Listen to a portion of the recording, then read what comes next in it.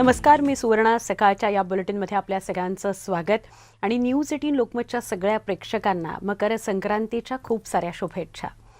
ओमायक्रॉनची लक्षणं सौम्य आहेत, पण काळजी करण्याचं कारण आहे असं मत तज्ज्ञांनी व्यक्त केलेलं आहे. ओमायक्रॉनच्या 10% रुग्णांवर केवळ रुग्णालयात उपचार सुरू असून ताप आणि ऑक्सिजनची पातळी खालावल्यानं रुग्णांना आयसीयूमध्ये उपचार सुरू आहेत.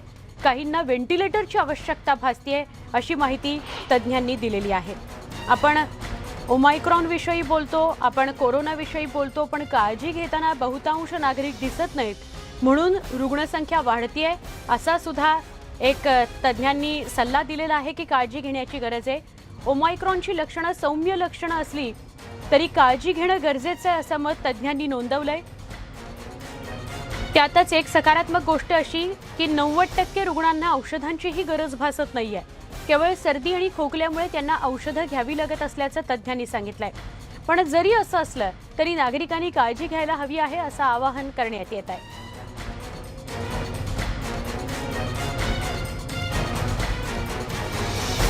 डॉक्टर पल्लवी सापळे, अधिष्ठाता जे रुग्णालयाच्या आपल्या सोबत आहेत. डॉक्टर पल्लवी, आपलं खूप खूप स्वागत आणि मकर संक्रांतीच्या तुम्हाला शुभेच्छा. आपण ओमायक्रॉन विषयी बोलत असताना हल्ली अनेकांना सर्दी, ताप, खोकला ही लक्षणं जाणवत आहेत आणि बेफिक्री अशी वाढली आहे की सर्दी तापच आहे ना, काय करायचं, कशाला टेस्ट करून घ्यायची. डॉक्टर, अशांना तुम्ही काय सांगाल? नाही, ह्याच्यात असं आहे की ओमायक्रॉन बद्दल आपण आधी एकदा बोललोय की हे किटाणू फुफ्फुसापर्यंत पोहोचणं त्यांना कठीण होतंय. ते घशातच जास्त इन्फेक्शन करतायत. ही चांगली गोष्ट आहे, पण त्याची नाण्याची दुसरी बाजू ही आहे की डेल्टा जितका खतरनाक होता आणि जितका पसरत होता त्यापेक्षा अनेक पटींनी ओमायक्रॉन पसरतोय. तर साधा आपण महाराष्ट्रापुरता जर हिशोब केला तर आपली लोकसंख्या जर 12 कोटी आहे आणि ओमायक्रॉन सिव्हिअर आजारापासून ज्यांना लस मिळाली त्यांना प्रोटेक्ट करतोय, मात्र होतोय प्रत्येकाला. तर 12 कोटीचे 10% हा हिशोब लावला तर तो जवळजवळ 1.25 कोटीच्या घरात जातोय. हा आपण लक्षात ठेवला पाहिजे. आणि डेल्टाच्या वेळी जो बेडचा तुटवडा झाला, व्हेंटिलेटरसाठी धावाधाव करावी लागली, ती जर आपल्याला करायची नसेल तर सगळ्यांना कोविड अप्रोप्रिएट बिहेवियर करायचंच आहे. ज्यांची दुसऱ्या लसीचा डोस राहिलाय त्यांनी दुसरा डोस घ्यायचा आहे. जे बूस्टर डोसला प्रिकॉशनरी डोस आपण म्हणतोय तो घ्यायचा आहे. कारण का आपल्याला ओमायक्रॉन पसरतोय, तो पसरणं हळू करायचंय. कारण का अचानक जर रुग्णसंख्या वाढली, 10% असेल, 1% मृत्यूदर असेल, पण ज्याच्या घरात मृत्यू होतो, डेल्टामध्ये आपण प्रत्येकाने आपल्या परिचयाची किंवा कुटुंबातली एक व्यक्ती गमावली आहे. ओमायक्रॉनमध्ये तसं व्हायचं नसेल, तसं होऊ द्यायचं नसेल तर आपल्याला कोविड अप्रोप्रिएट बिहेवियर आणि लसीकरण करायचंच आहे. हो, पण डॉक्टर, आता जे समोर येत आहे म्हणजे एक सकारात्मक बाब म्हणून जी सांगितली जाते की 90% रुग्णांना औषधांची पण गरज पडत नाही आहे. आणि दुसरीकडे 2 दिवसांपूर्वी ज्या ICMRच्या आलेल्या गाईडलाईन्स आहेत, ज्या लसीकरणासंदर्भात असो किंवा टेस्टिंग संदर्भात असो, तर त्यानेही असंच दिसतंय का की प्रशासन किंवा यंत्रणा सुद्धा थोडी रिलॅक्स झाली आहे यामुळे, कारण याचे गंभीर परिणाम होत नाहीयेत? रिलॅक्स नाही झालीये, पण डेल्टामध्ये जो फटका बसलाय त्याच्यानी ओमायक्रॉन बद्दलच्या बातम्या जगभरातून येत आहेत. जसं साऊथ आफ्रिकेची बातमी आहे किंवा मी म्हटलं तसं एक स्कॉटलंडची स्टडी झाली की डेल्टा नुकसान एक प्रकारचं जायंट सेल बनवून ओमायक्रॉन ते बनत नाहीये. त्यामुळे आपल्या टास्क फोर्सना असू दे, प्रशासनाला असू, ह्या ज्या बातम्या येत आहेत या सांगतायत की ओमायक्रॉन फुफ्फुसांना फार डॅमेज करत नाहीये. पण ज्यांची प्रतिकारशक्ती कमी आहे, म्हणजे सिनियर सिटीजन्स असू दे किंवा कोमॉर्बिड, ह्यांना मात्र आजार होऊ शकतो. त्यांना कुठलाही आजार त्यांना सिव्हिअर बनू शकतो. त्यामुळे ते 1 ते 5% राहणार आहेत. जरी ओमायक्रॉनचा आजार माइल्ड असला तरी प्रतिकारशक्ती ज्यांची कमी असते त्यांना माइल्ड आजारात पण सिव्हिअर लक्षणं होऊन जातात. अगदी बरोबर. त्यांची प्रतिकारशक्ती कमी करतो आणि त्यांना दुसरं इन्फेक्शन जडू शकतं. त्यामुळे ते जपायचं आहेच. आणि आपण जे नेहमीच म्हणतो ते प्रत्येकाने स्वतःपुरती जी काळजी घ्यायची ती काय बदलायची नाही, ती करतच राहायची. पण ओमायक्रॉन थोडं सकारात्मक चित्र देत आहे. डेल्टाच्या वेळी जी दहशत सगळ्यांच्या मनात होती आणि डॉक्टर म्हणून आम्हाला जी काळजी वाटत होती, ते ओमायक्रॉन जसे दिवस जात आहेत इंग्लंडमध्ये दिसतंय की हळूहळू त्यांच्याकडे डेल्टाची लाट मार्च पासून ऍक्च्युअली सरलीच नव्हती, वर खाली होत होती. ती आता ओमायक्रॉन जागा घेतल्यामुळे त्यांचे आयसीयूचे बेड वर्षभरात पहिल्यांदा त्यांना रिकामे मिळत आहेत, असे तिथले डॉक्टर सांगतायत. गोष्टी चांगल्या आहेत, सकारात्मक. नक्की. डॉक्टर पल्लवी, खूप खूप धन्यवाद. तुम्ही न्यूज 18 लोकमतच्या प्रेक्षकांशी इतकं सविस्तर बोललात त्याबद्दल. ओमायक्रॉन जरी गंभीर स्वरूपात आपल्याला नेत नसला किंवा गंभीर परिस्थितीत आपल्याला नेत नसला तरीसुद्धा काळजी घेण्याची गरज आहे. बेफिकीर राहू नका. तुम्ही स्प्रेडर ठरू शकता आणि ज्यांची प्रतिकारक क्षमता कमी आहे त्यांना याचा धोका नक्कीच होऊ शकतो. त्यामुळे काळजी घेण्याची गरज आहे. देशामध्ये ओमायक्रॉनचे रुग्ण वाढत आहेत. ओमायक्रॉनच्या रुग्णांना काही प्रमाणात सौम्य लक्षणं असल्यानं नागरिकांमध्ये चिंता कमी होते. मात्र आता राज्याच्या आरोग्यमंत्र्यांनी दिलेल्या माहितीनंतर पुन्हा एकदा चिंता वाढली आहे. कारण राज्यात एकूण रुग्णांपैकी 70% रुग्ण डेल्टाचे असल्याचं आरोग्यमंत्री राजेश टोपे यांनी सांगितलंय. राज्यात ओमायक्रॉनचे 1700 तर डेल्टाचे 2700 रुग्ण आहेत अशी माहिती आरोग्यमंत्र्यांनी दिली. त्यामुळे ओमायक्रॉन जरी सौम्य असला तरी डेल्टाचा धोका अजूनही कायम असल्यानं काळजी घेण्याची गरज आहे.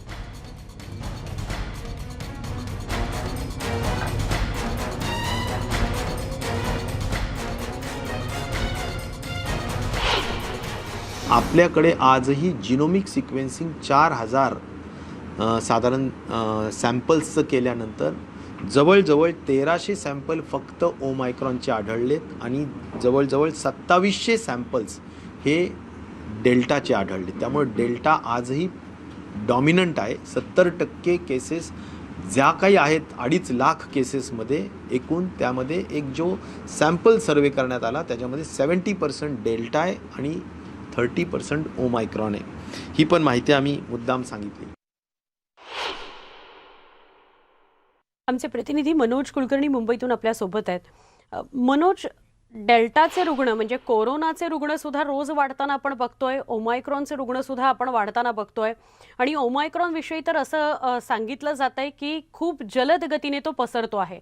असं असून सुद्धा लोकांच्या मनातली भीती निघून गेलेली आहे. होऊन गेला तर होऊन गेला असा एक ॲटिट्यूड आलेला आहे आणि तोच खरं तर कारणीभूत ठरतोय ही संख्या वाढायला. याच्याविषयी काय सांगाल तुम्ही? अगदी बरोबर आहे. सगळ्यात महत्त्वाचं म्हणजे लोकांमध्ये एक असा स्वतःचा म्हणजे आत्मविश्वास निर्माण झाला असं म्हणायला काय हरकत नाही.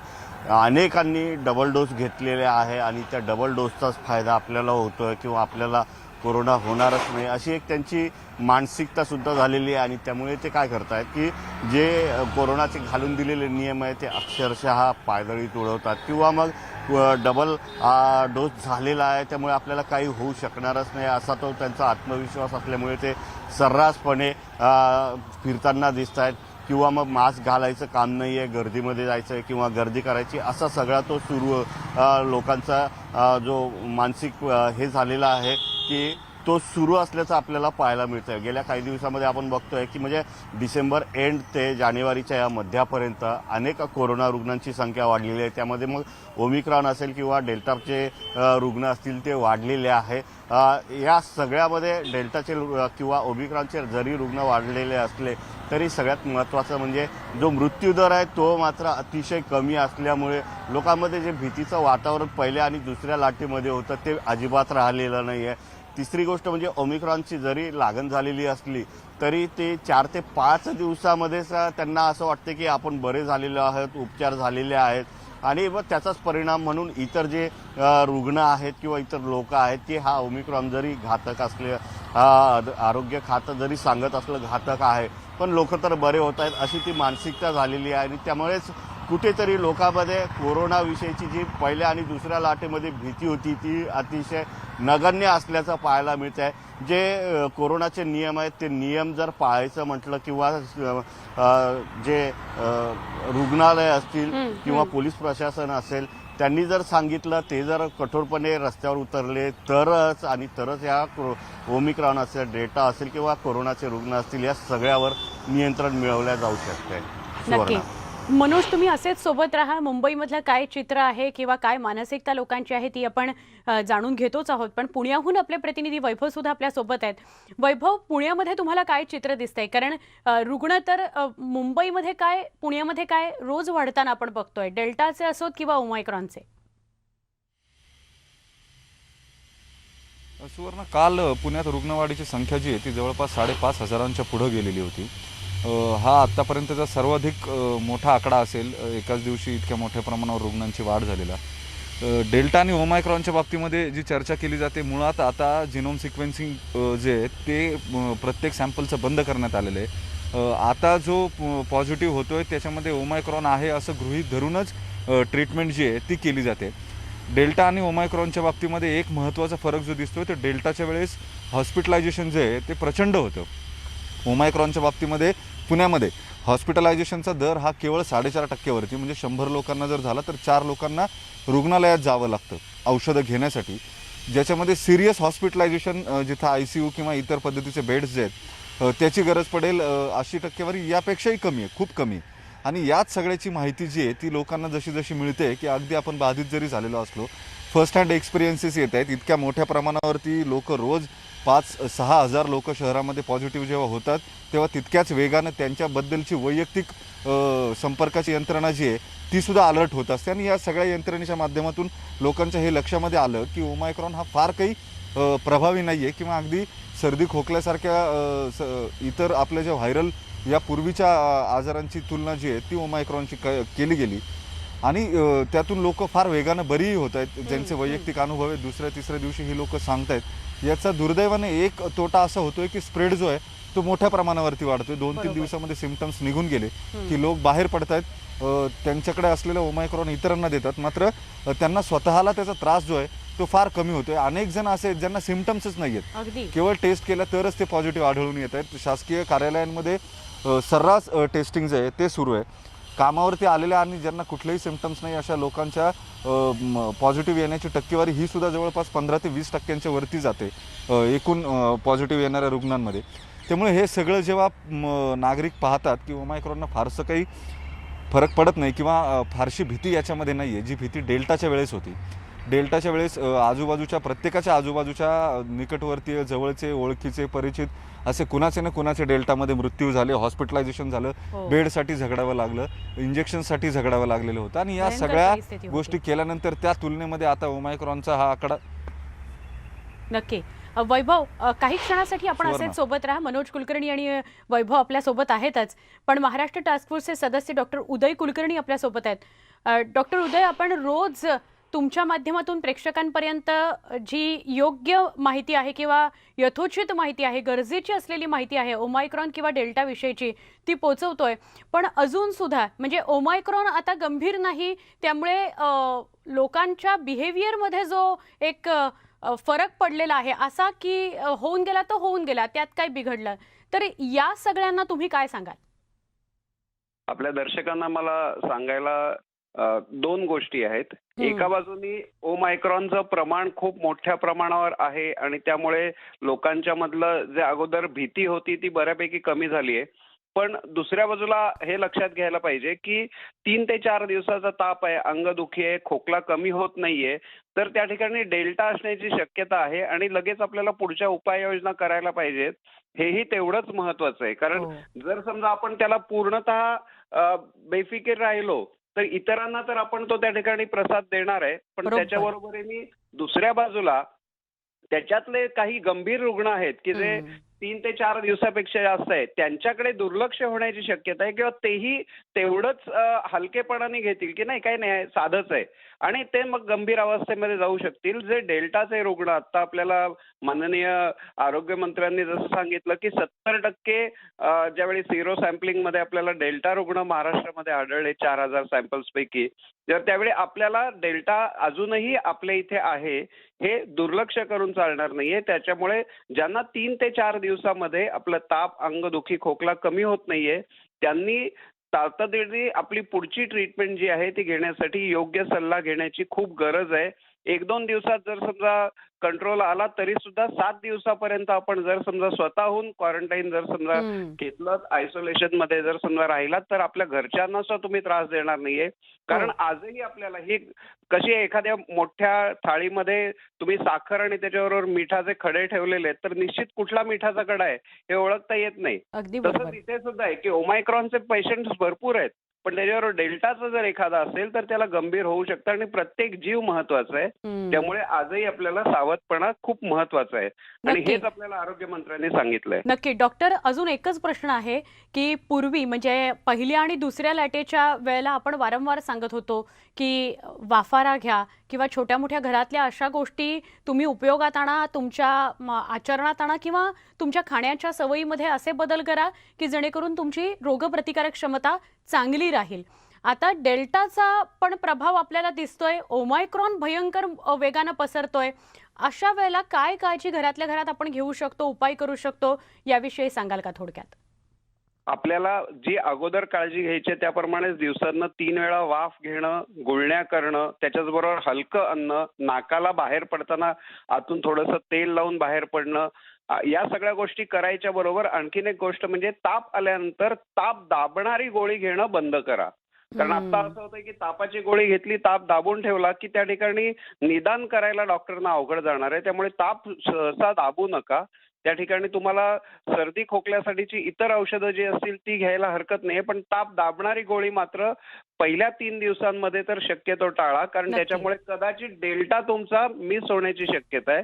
म्हणजे यावेळी वाफ, गुळण्या, त्याच्या बरोबरीने खाण्यापिण्याचे बदल, मास्क तर पाहिजेच, पण त्याच्याबरोबर तापाची गोळी घेऊ नका असं मी या ठिकाणी सगळ्यांना सुचवेन. नक्की.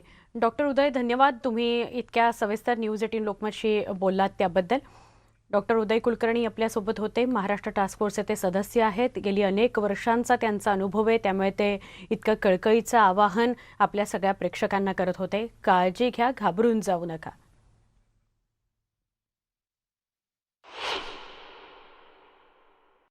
आज मकर संक्रांत आहे आणि हा उत्सव राज्यभरात उत्साहात साजरा केला जातो. सध्या खरं कोरोनाचा काळ आहे, त्यामुळे मागचं वर्ष किंवा हे वर्ष आपण थोडं साधेपणानं सगळेच उत्सव आणि सण साजरे करतोय. राज्यातील प्रमुख तीर्थक्षेत्रांपैकी असणाऱ्या श्री विठ्ठल रुक्मिणी मंदिरामध्ये 1500 किलो फुलं आणि फळांची आरास करण्यात आली आहे. देवाचा गाभारा, चौखांबी, सोळखांबी, सभामंडप फुलांनी आणि फळांनी सजवलं गेले आणि आजचं विशेष जर तुम्ही या दृश्यांमध्ये बघाल तर तुम्हाला पतंग सुद्धा लावलेले बघायला मिळतात. गाभाऱ्यामध्ये वेगवेगळे रंगीबेरंगी असे सुंदर पतंग लावले गेलेत. संक्रांतीनिमित्त गवार, भेंडी, फ्लॉवर, गाजर, वांगी अशा 60 प्रकारच्या फळभाज्या वापरून सजावट करण्यात आलेली आहे.